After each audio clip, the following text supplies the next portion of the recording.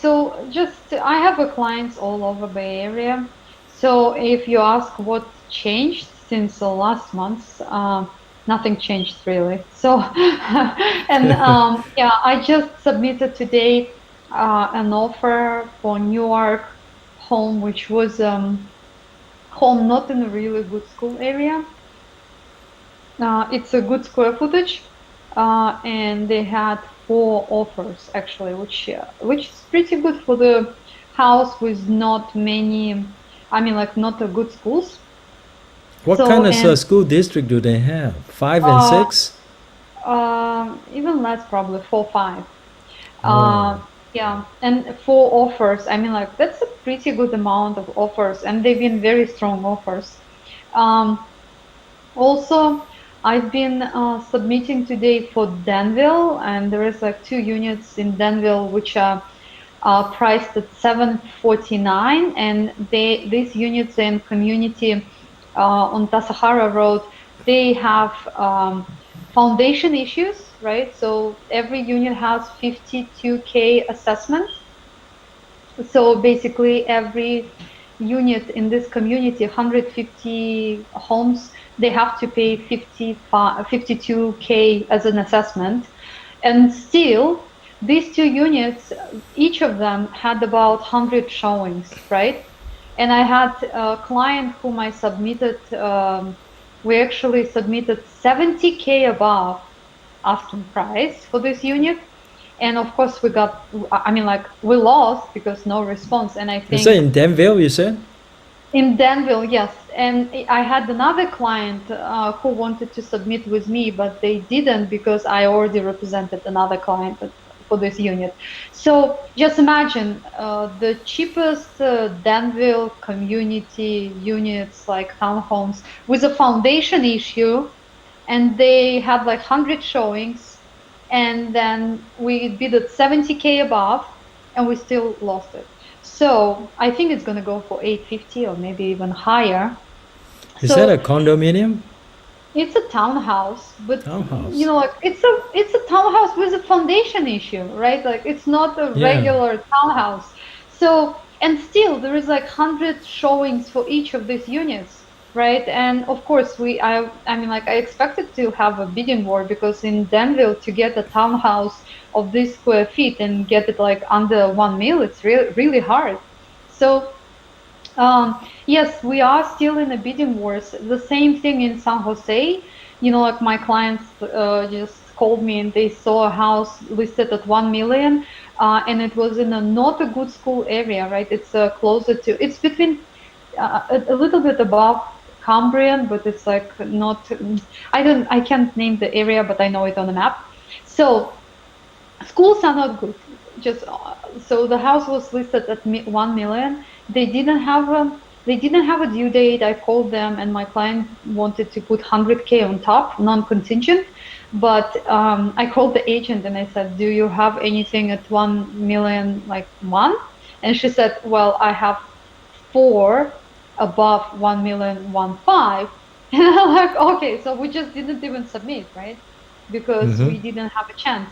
So, and they all come non-contingent, of course. So even trying to negotiate saying, hey, we're coming non-contingent, we're going to put the deposit within 1 day, it doesn't mean much. So, yes, it's everywhere is highly competitive.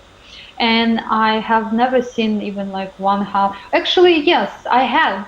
I had one case when in San Jose, one listing agent, he reached out to me and he said, so there was a house close to uh, the area. It's in the Blossom Hill Valley, but then you have to drive your kids like 7 miles to high school.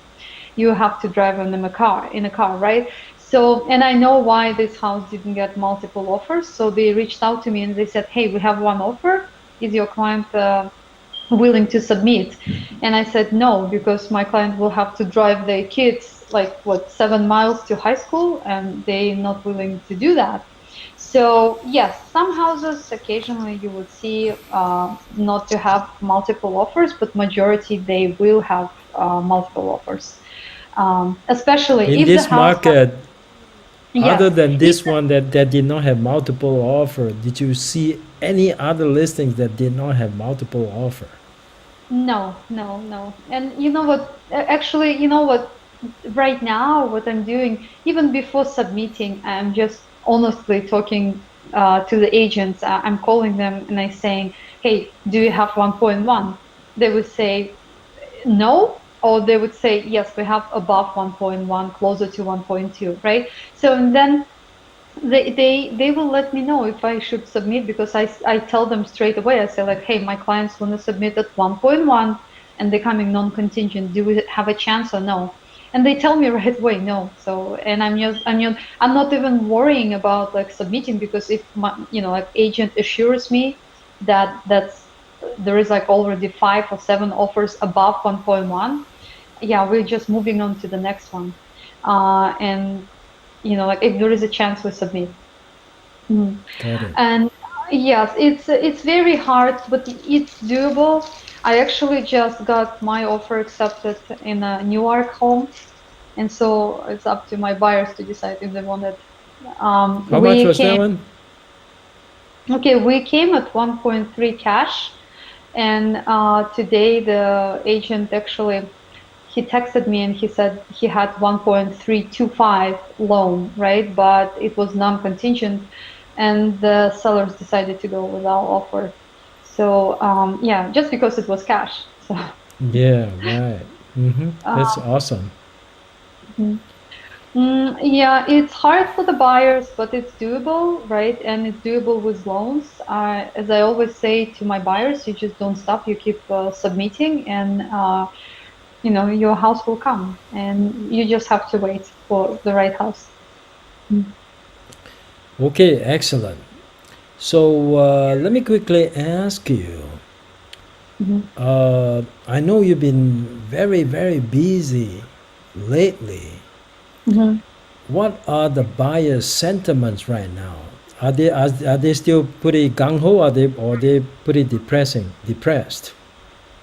Mm, some people are, like like they're losing hope, and then in a little bit, like let's say they take a break for 2 weeks and they're coming back, because like some of my buyers they say, hey, we just need to lock our money up. Like they have the cash and they just want to lock it up in some property. That's the reason why they're searching. It's like um, a lot of people worried about the inflation and so on, and they just want to move forward and buy a house, a townhouse, whatever it takes, right?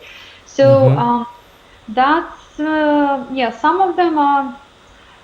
Look, I have some clients still picking, but then like it's very hard to pick and choose the right house for some people. Um, yeah, but some of them, yeah, they become depressed. But my job is to uplift them, right? Like, and I'm saying, okay, let's Yeah. move on. We have to go, like, look at this house, and there is like, usually if I have some property which I will have a potentially think that we can get it, right?